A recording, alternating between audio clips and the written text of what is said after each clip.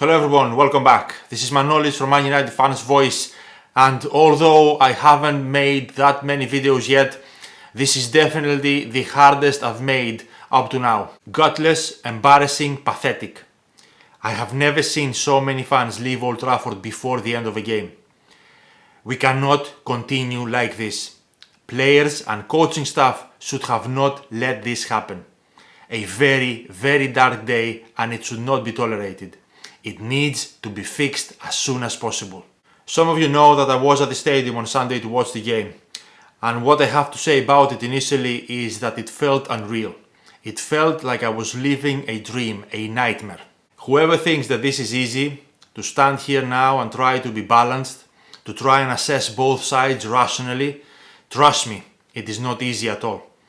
I am a Man United fan. I have been since a little kid. And sitting here now trying to be rational and balanced, even if it is 3 days later, is not easy. But listen very carefully. I will support Solskjaer for as long as he is the manager, even though I do not now believe that he can turn this around. And I will do exactly the same for whoever the next manager is. And you want to know why? Because you do not get to choose and decide when to support. You just do it always. I've had people after Sunday's game reminding me of old posts of mine where I was supporting and defending Solskjaer. Those posts will never embarrass me. I support my team and I support my manager. I will never delete a post, so bring them back all you like. I will wear those posts like a badge of honor. And massive credit to the United fans in the stadium on Sunday, staying there and supporting the team. It takes great love and great respect for the club. The highest example of dedication and support. Sadly, the players and the management do not deserve it. I am recording this video on Tuesday, and I must admit I did not expect Solskjaer to still be the manager today after what happened on Sunday. Football is a results-based industry. If you're not winning, your job is under threat. So many things wrong in that game. But if we are honest, it's not only about Sunday. Forget the results. 13 games so far and we've played well once. Maybe a few second halves here and there. That is not good enough. I have supported Ole through ups and downs because overall we have improved. But this now feels different. Things that worked last season are not working now. There is plenty of talent, but they are massively underperforming right now. We keep repeating the same mistakes and not learning from them. This team looks lost. I want nothing more than to see Solskjaer win trophies as the manager of Manchester United. And I will never underestimate the amazing job he has done bringing us back from Mourinho's toxicity. But I worry that he has taken us as far as he can. I will support him until the very end, but things need to change with or without him. But what has happened now? Why have things gone so bad? Up to last season, despite some concerns about what Solskjaer was doing, the positives outweighed the negatives. But that is no longer the case this season. After the opening game against Leeds, performances have not been good enough. And on Sunday, United didn't just lose against Liverpool, we got humiliated. So let's try and answer those questions. Why are things now going so badly? In my opinion, United have many problems. Some of them created by Solskjaer, and some of them have been there long before him. First problem, squad imbalance. The Manchester United squad is extremely unbalanced for a big club. This was before Solskjaer. The imbalance was created by the extreme change between the philosophies of Mourinho and Van Gaal. United were missing a Carrick type of player, and there was not even a plan to replace him or have someone in line from the academy. We have also been missing a proper right winger, back from when Antonio Valencia was converted to a right back instead of actually going and buying a right back then. United have too many shooters and too little creators. Rashford, Martial, Greenwood, Cavani, Ronaldo. Fernandes helps a lot in the creation, but he is not enough.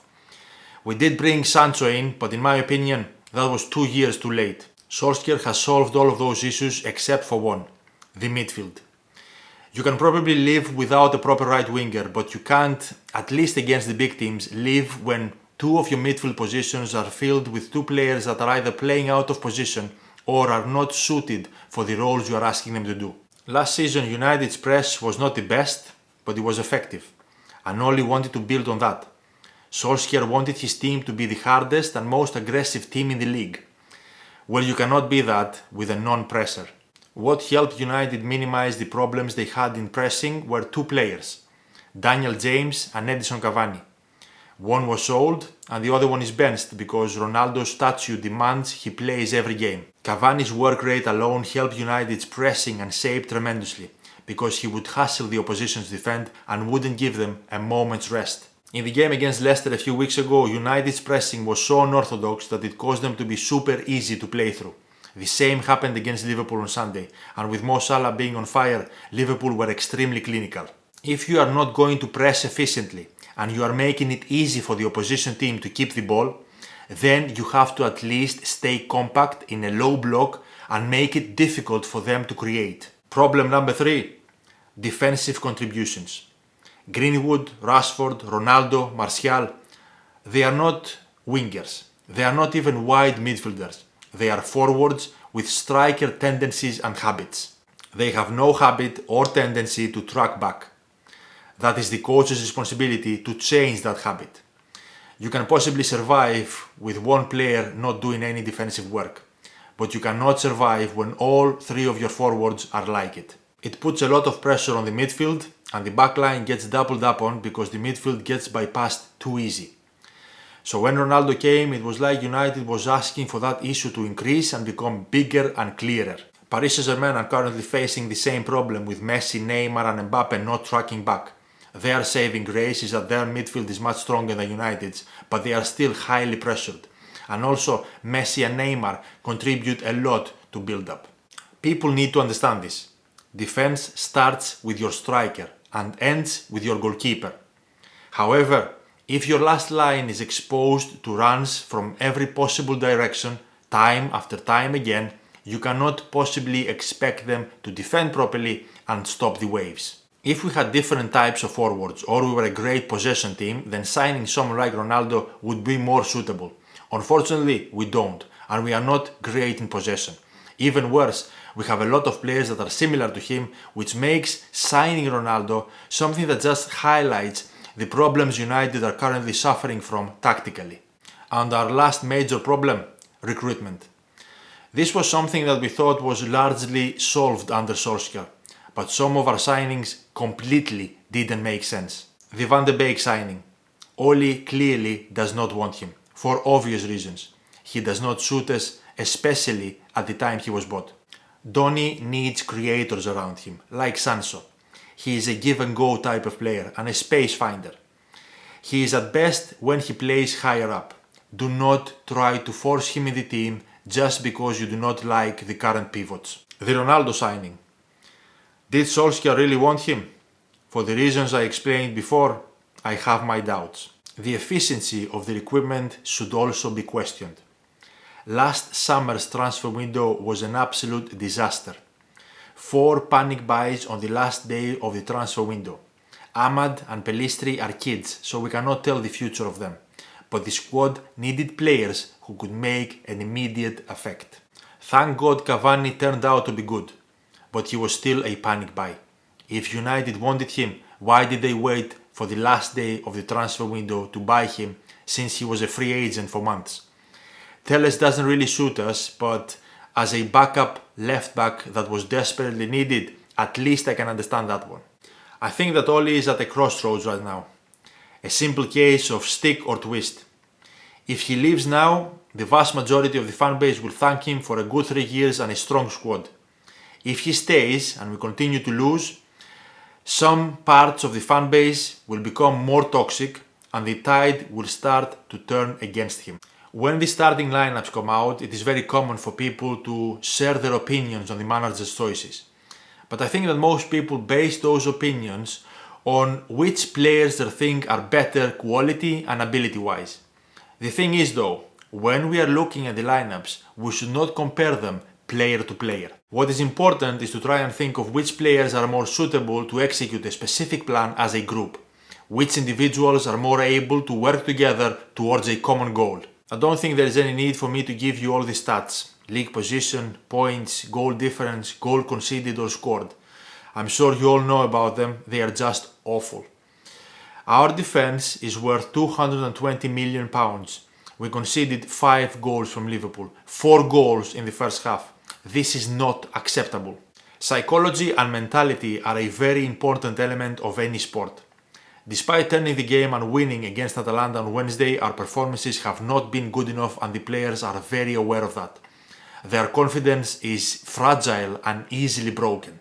On the other hand, Liverpool are at the exact opposite situation.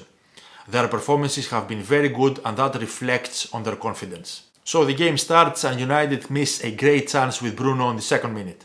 That chance, if we scored, could possibly give us a boost to have a proper go at the game. But Bruno missed and 2 minutes later Liverpool scored. At that point, the game was practically over. On one side you have a team that is broken and on the other side you have a team that is already full of confidence and has just scored an early goal. And from then they are just ready to go on and kill you off. From a tactical point of view, United's main problems at the moment are not being able to press properly as a unit, lack of discipline off the ball, our creative players being dragged out of position, no structure in the final third and not enough chances created. It is fair to say that from what we've seen from this season, Solskjaer and his coaching staff are not good enough to take us to the next step. Something obviously needs to drastically change. 5-0 at Old Trafford against Liverpool is unexcusable and unacceptable. But the players should not get a free pass for that performance. Do you think that is how they were coached to play? Sporadic pressing, half-hearted running, huge gaps between the lines. Do you think that that is what they were briefed to go out and do? Do you really believe that Solskjaer and Carrick told the players, don't run, just jog, don't track back, the front players, just stay as high up as you can, the back players, just stay as back as you can, and McTominay and Fred, just float around somewhere in the middle? Is that what you really believe they told them? Because that is what the players did. Luke Shaw and 𝗦𝗢𝗓𝗏 have been terrible this season. They have contributed to 2 atrocious results. Get them out of the starting team and make them learn. Even if the players that you bring in to replace them do an even worse job, which at the moment seems impossible, the message from the manager will be clear. I have always defended Oli. At the moment, I do not see the reasons to defend him or the players. This season, it has not been good tactically in terms of the players available and how to fit them in the system. If it is true that Conte is coming in, then we have to support him. He would never be my first choice, but I will back him all the way like I would any selection. He would be a short-term solution, but hopefully it will be a successful one. But it is extremely necessary to be very careful of what you wish for. It looks obvious that Solskjaer has achieved all he could at the club. But memories can be short, and the need for replacements can give a false idea of what is required.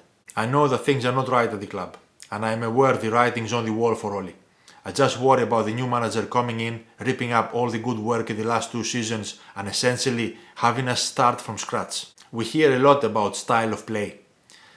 But I ask you to go and remember the style of play we had under 𝗦𝗢𝗏𝗏𝗏. It was predictable and boring. We went 10 games drawing 0-0 at half-time and scored 1 goal in those 10 games. It returned the trophy, but at what cost?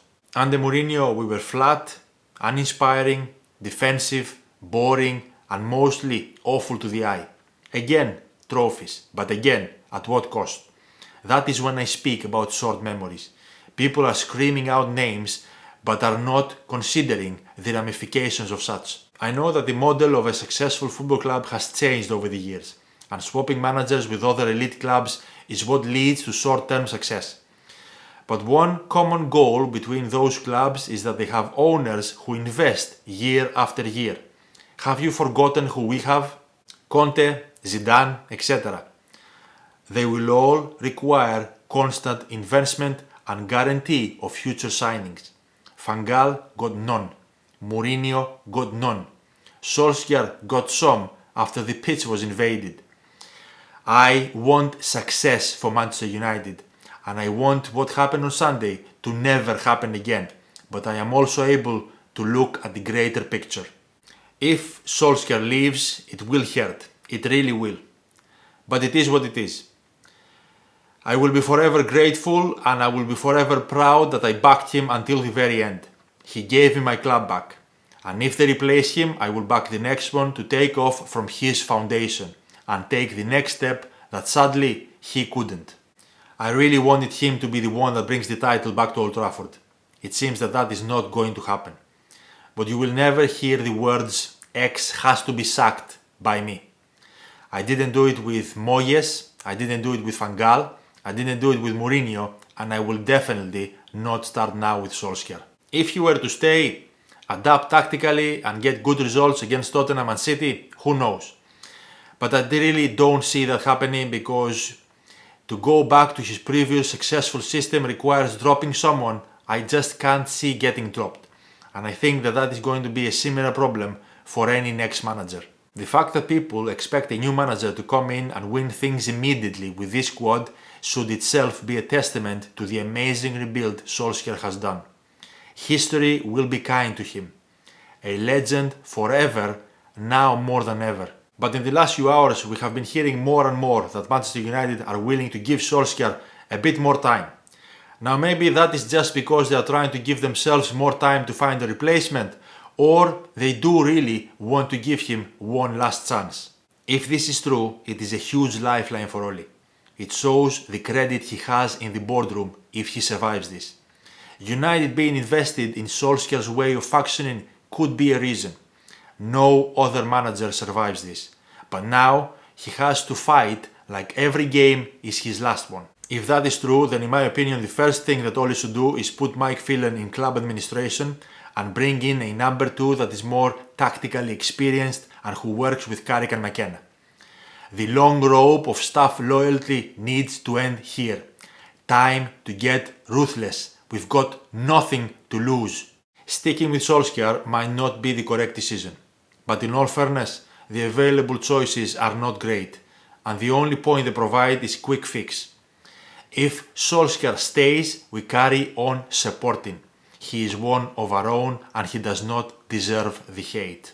If Solskjaer is replaced, we need the type of manager that can continue his work. Building a sustainable team for the long term and trusting in the youth. I am not interested in a short-term replacement. I do not care what Chelsea or City do. My club is much bigger than them in every possible way. The most disappointing thing is I really thought that this season we could finally properly challenge for the title. That seems impossible now unless there is a dramatic change of events. There is a good team there. And whatever happens, the next move has to be the right one. If you are upset that Solskjaer is still the manager of Manchester United, I do not want to see any abuse towards him. Put that energy towards the Glazers. Ole is not going to resign. You wouldn't. The Glazers are keeping him in the job. Blame them. We are reading many rumours about players reacting to what is happening at United. Personally, I can't say for sure what is really going on in that dressing room. But I am certain that we will know very quickly on Saturday against Spurs if Ole has lost the dressing room or not. But remember, no one will be hurting more than Ole Gunnar Solskjaer about what happened on Sunday. Whatever your thoughts are on him, he does not deserve to be abused.